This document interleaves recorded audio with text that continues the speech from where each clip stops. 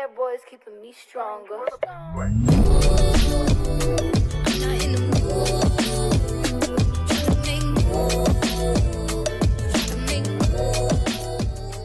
Hi guys, welcome back to my YouTube channel. So I just wanted to come up here and talk to you guys about something that I didn't know, so I wanted you guys to know. I've learned this on my own, and I did hear other people talking about it, so I decided to do it. It's for first-time moms. Any first-time mom who don't know, I'm here to show you, I'm here to guide you, I'm here to tell you things that you did not know, and I'm here to tell you guys what I did not know and what I've learned. So I'm giving you guys 8 good mommy tips, first time mom tips. So please make sure you guys like, comment, and subscribe. So let's get into today's video. Before we get into today's videos, I do want you guys to check out my video with the ladies of adoration. Yes, make sure you book. Her website is the Malika Smith brand. I'm gonna leave her website below and her Instagram, of course, but give her, just please, I'm gonna insert these pictures that she just recently did with the ladies of adoration. These are pictures of the ladies of adoration that she did from the photo shoot that that she just did. I did a video on that. Make sure you guys go check that out. I'm gonna leave that in the description box for you guys.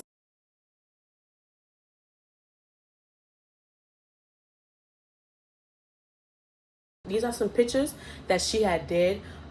These are going to be at the anniversary that's coming up September the 3rd. So please make sure you guys come shout out. Let's go. Come dress, come all, come one.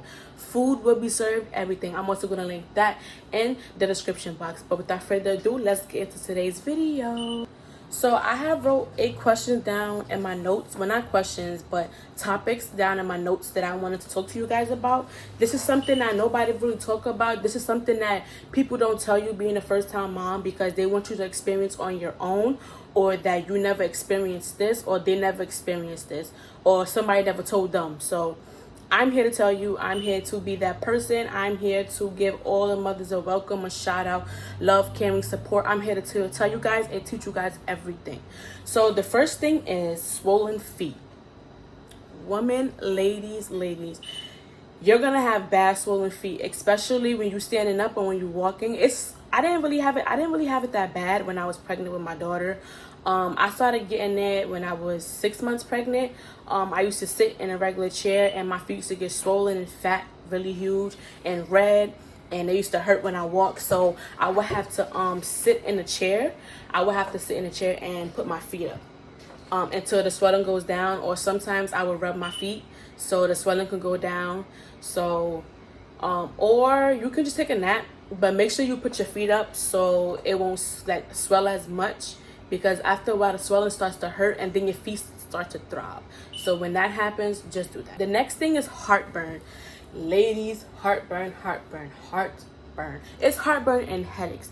So when I used to have heartburn, I used to take Tums.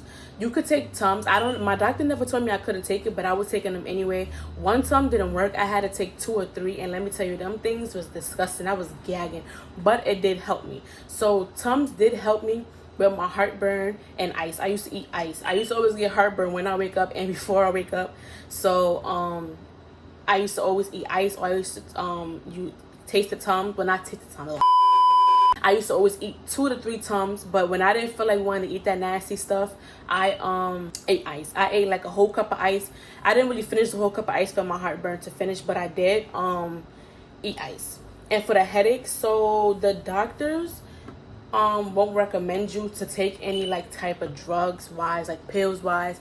The only thing that you can take is Tylenol. They wouldn't let me take an Advil, a Motrin. It's straight Tylenol. You could take Tylenol extra strength, or you can take regular Tylenol. But me personally, I was using the extra strength because them headaches go crazy. Take Tylenol, ladies. Extra strength or regular, it don't matter. But that's the only pill you can take while you're pregnant, besides your prenatal pills and any other pills that they prescribe you. I'm glad that this question came about. What things did you need for the baby? So the stuff that I brought for her was a wipe warmer. So when I had a wipe warmer for Melanie, it was a waste of my damn money. So when she first came home, I was using wipes for her, and she didn't like it. Like, she would cry whenever the wipe would touch her.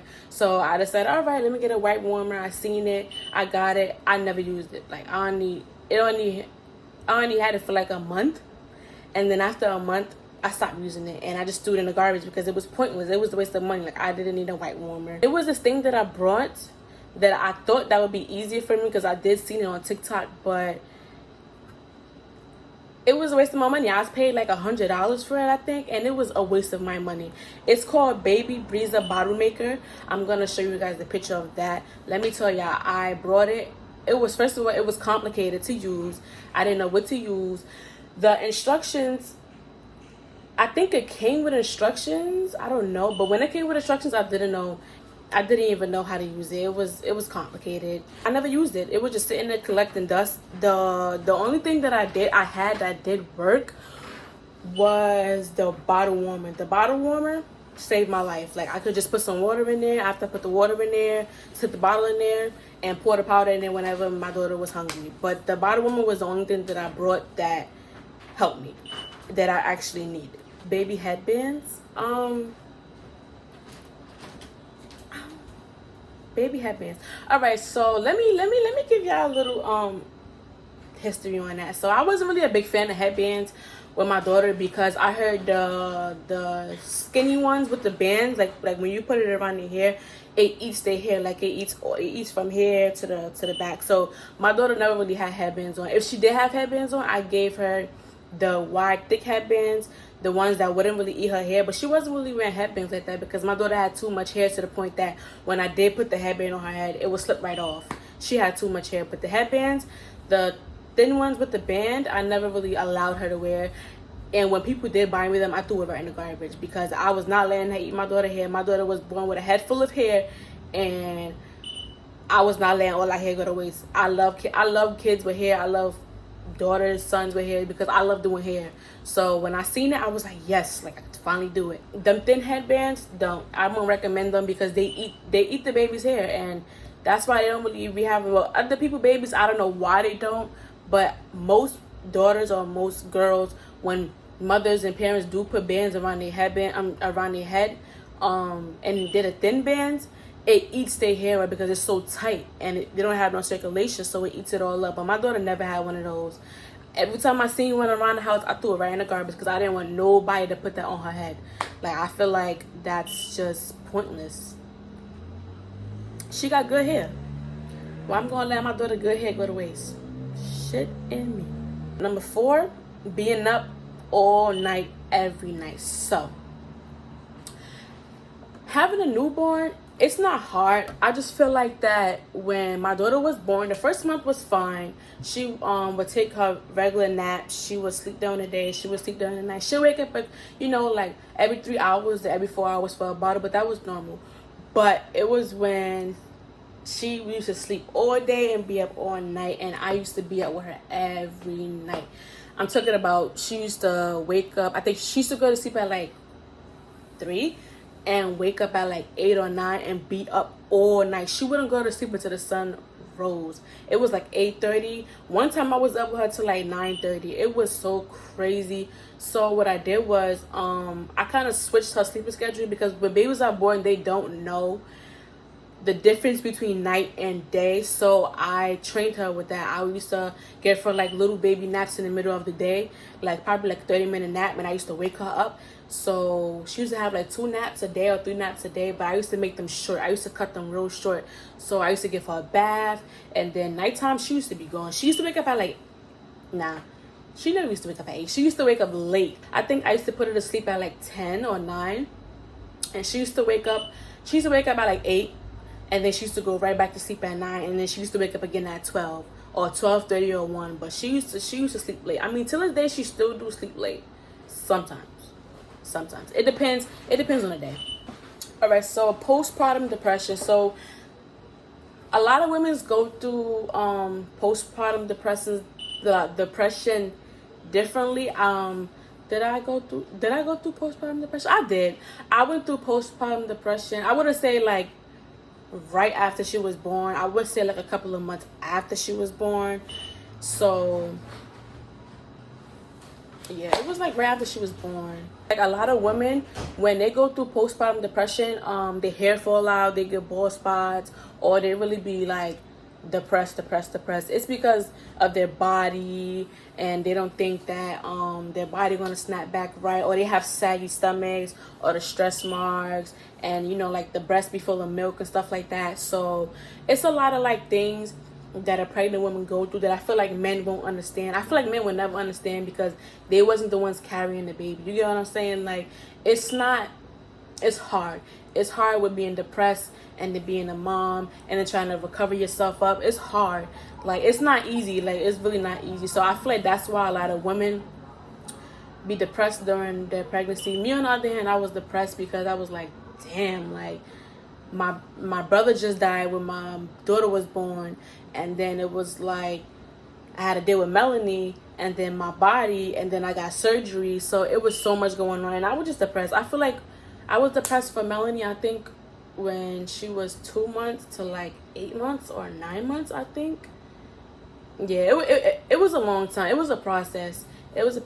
But I will say that even when you're depressed or when you having postpartum, your kids always make your day. Whether it's a laugh, whether it's they do something ridiculous or crazy, or they even start talking or walking or something, they do help with your depression. Or sometimes family members can, or stuff like that, or going out, or getting, you know, your nails done, the small things. But a lot of women go through postpartum depression. It won't hit right away when your child is born. It'll take their time it'll take its time to hit, just like how mine did. Mine took a while. Like, I was like, my mom was everywhere when my daughter was first born, so it was kind of hard for me. But it was like, nah, like I ain't gonna go down like this. I'm not gonna have my daughter see me depressed while I'm trying to deal with her. You get what I'm saying? Postpartum depression could lead to so much. It could lead to suicide. A lot of moms kill their kids. It's a lot. So postpartum depression is a lot. And when you do have I think it's your 6 weeks checkup or your 2 weeks or something like that. Some doctors do recommend like a class because they'd be like, oh, have you heard of postpartum depression? Do a research on it, and then if you have like those symptoms or if you do certain things, then you have it. So they do have classes or stuff like that where you can work on it and try to like maneuver around it. But it's hard. But I do say your kids do help you a lot. They do, like, they give you like this warm feeling inside, like when you cold and they just come and they give you this warm feeling. So mothers, postpartum depression is really underrated, and I feel like that's something that society really needs to like work on and help us, because it's not easy, especially when you having a kid or when you having a kid with other kids already. It's hard. It's really hard. So it's really underrated, and I feel like you'll get through it. Just do the right thing. Just make sure you have a good environment that'll help you. I had a good environment with my daughter, so I hope that you guys have it as well, or you moms have it as well, or you have a good support system like how I did when I was pregnant. So I hope you guys have that too. Next question is baby fat. Baby fat basically leads to postpartum depression, but I also see a lot of people like make fun of moms who have baby fat, and I don't like that because we brought life into this world. Like, we could have died. So I feel like that it's not something that you should clown over. And mothers, I feel like that's something that you should embrace, because you brought a child into this world, a pretty child, a cute child, a lovable child, someone that saved you when you was at your lowest time. So I feel like nobody should ever make fun of a woman for that, because especially they stress marks or anything, because they had a kid and we didn't go through that pain. Men have it easy. We don't have it easy. So I feel like there's no man in this world should ever make fun of a woman's body fat or body after they have a kid, because like, you don't know what we go through as mothers, as pregnant mothers, or mothers with kids. Like, you don't understand that. And then when people do make fun of your baby fat, you get more depressed if you do have postpartum depression. So the fat and postpartum depression is kind of linked together. So no, I don't like that at all. Society is real messed up about that. The next one is nosebleeds. So I don't know if a lot of you guys had that, but I had nosebleeds every day. I had nosebleeds in the morning, like before I go to sleep, when I wake up, in the middle of the day. I had nosebleeds every day. It was so bad to the point that my nose used to bleed for like 30 minutes, and it used to be bad. Like, I used to really have bad nosebleeds, y'all. Like, Melanie really messed me up. But I found out that my doctor told me that it was the heat, and it was like the air, like the kind of air, like I think it's dirt in the air or something like that. So they was like, get like a humidifier and try to stay in a cool environment. So when I was pregnant, I used to open all the windows. I used to have the AC on. Like, I used to have my room so cold because I used to get nosebleeds if I was in the warmest spot of the house. I had to be surrounded in cold. And then I kind of figured why my daughter likes in the cold, because now she's just a baby that loves cold. Like, I don't know, but I used to have nosebleeds every day. So for mothers who do have nosebleeds like how I had it, you could either put a cold rag on your head, put a cold rag around your neck, or you could eat ice. And if the nosebleeds still won't stop, I took a cold shower.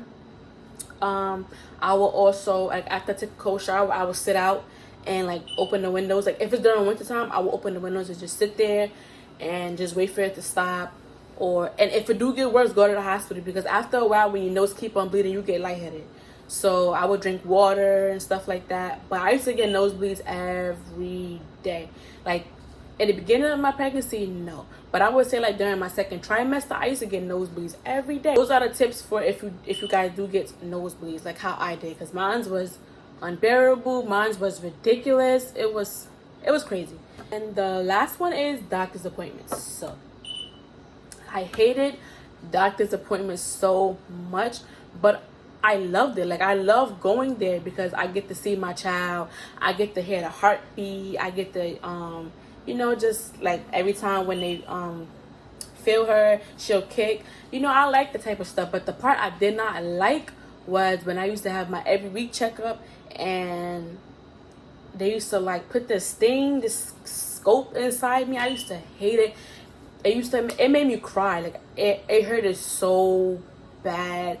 Like, that's probably the worst part of the doctor's appointments, was that, like, I genuinely hated that. Like, to this day, it makes me just want to hit the doctor so bad because it hurt. But it wasn't their intentions, because they just wanted to check on her and stuff like that, or make sure I was okay, because if I get something, the baby can get it. So, or like they would see if I'm okay. I don't know. I just hated it, y'all. I just hated it. But the best part was seeing the kid. The best part was seeing your child. The best part was hearing the heartbeat and seeing the head, the fingers, the toes, the elbows. It was the best. It was the best. So that was basically the best part of me in general at the doctor's appointments. But the little scope things that they put down there, I used to hate it.